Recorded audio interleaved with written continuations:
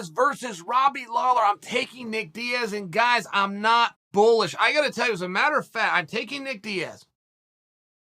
I just put the curse on him, didn't I? Some of you aren't going to be happy to hear that I said that. Tommy from the Bronx is going to be lighting me up. He's not going to be happy that I said that. I've gone back and forth. It has not always been Nick. Nick has convinced me that he stayed active.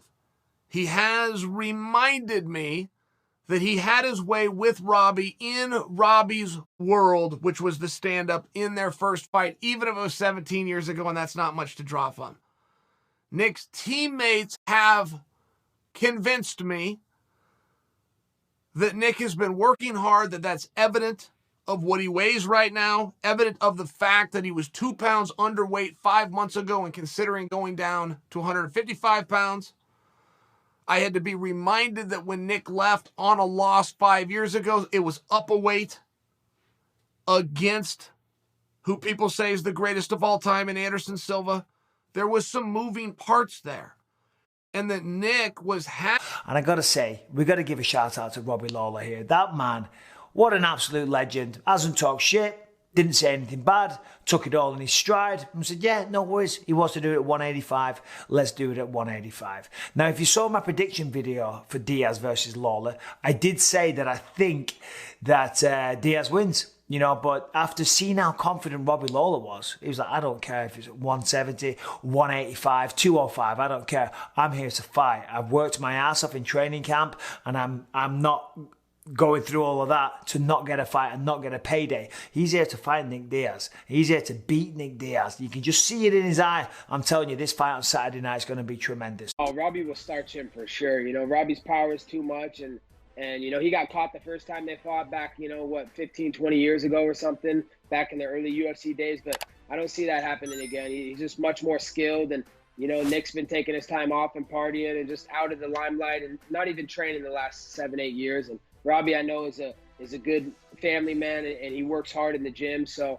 you know, there's no way that ruthless Robbie Lawler doesn't come out with his hand getting raised. Well, Robbie Lawler is not the same fighter as he used to, but he's also not the same fighter as he was when he was champion. So, I don't know. I think Nick Diaz, but I haven't seen him. He hasn't fought for a long time, so I really don't. I would say Nick Diaz a little bit. If Nick Diaz can go back and fight like he used to, if he still fights like that, I believe Nick Diaz can win. He's the longer fighter, and and Robbie Lawler, I don't think his chin's there anymore, man. And you know, their last fight they got knocked out, and with his style of walking forward, and just his style period, he's going to take some damage. I think Nick Diaz got it. I don't know if Robbie Lawler fought a couple months ago, I believe, you know, last year. He's fought a lot. I don't know if the Diaz is still training, still motivated, you know, how he's motivated to come back to fight. But it's going to be a great fight. It's two great fighters. It depends what Nick Diaz turns up, doesn't it? Because we haven't seen him fight for so long. How many years is it now? 6 years? Yeah, that's ridiculous. That's a long time. But he's been staying in shape, he's been training. I can't pick against Nick Diaz, to be honest. Definitely Nick, and if Nick looks good and does his job, why not me and Nick? You know, I'd love to fight Nick. It's a classic fight. It's a fight that I always wanted to do since I was at Strikeforce at 155. He was at 170. I was like, man, that's a dude that I'd like to fight. Nothing personal, just because of his style, you know, just the way that he leaves it all out there. So if I get a fight with Nick, it'd be a blessing.